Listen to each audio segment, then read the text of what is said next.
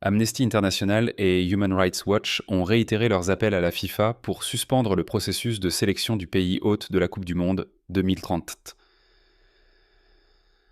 en raison des préoccupations concernant le bilan des droits de l'homme de l'Arabie saoudite, l'unique candidat pour accueillir l'événement.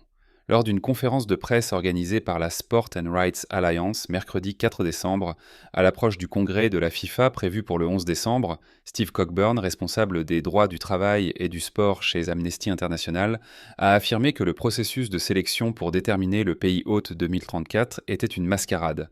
Selon lui, le processus de candidature a été une farce du début à la fin. C'est un processus vide conçu pour servir un résultat prédéterminé. Le samedi précédent, la FIFA avait publié un rapport d'évaluation attribuant à la candidature saoudienne une note moyenne de 4,2 sur 5, supérieure à la note de 4,0 reçue par la candidature conjointe des États-Unis, du Canada et du Mexique pour l'édition 2026. Cependant, les droits de l'homme ont été jugés à risque moyen. Cockburn a rejeté ce rapport comme étant une couverture scandaleuse, expliquant que la FIFA avait convenu avec la Fédération saoudienne de football de limiter l'analyse des droits de l'homme à ceux reconnus par le pays dans les traités internationaux. Il y a de nombreux droits de l'homme que l'Arabie saoudite n'a pas reconnus, ce qui signifie que certains des risques les plus graves de la Coupe du Monde ont été omis, a-t-il déclaré.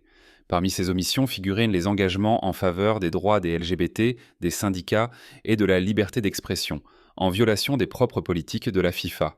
Cockburn a également exprimé ses inquiétudes quant à l'absence de concurrence dans le processus de candidature, ce qui selon lui diminue les chances de voir la Coupe du Monde laisser un héritage positif en matière de droits de l'homme en Arabie saoudite. Avec ce processus sans opposition mis en place par la FIFA, il n'y a aucune incitation pour les pays candidats à prendre les droits de l'homme au sérieux, car il n'y a pas d'alternative, a-t-il ajouté. Un rapport de Human Rights Watch publié mercredi a révélé que 884 travailleurs bangladais sont morts en Arabie saoudite au cours des 6 premiers mois de 2024. Parmi ces décès, 80% ont été attribués à des causes naturelles, mais les circonstances de ces décès sont souvent restées inexaminées et les familles des défunts n'ont pas été indemnisées. De plus, bien que la Coupe du Monde en Arabie saoudite soit probablement déplacée à une période hivernale en raison des températures élevées, comme cela a été le cas avec l'édition 2022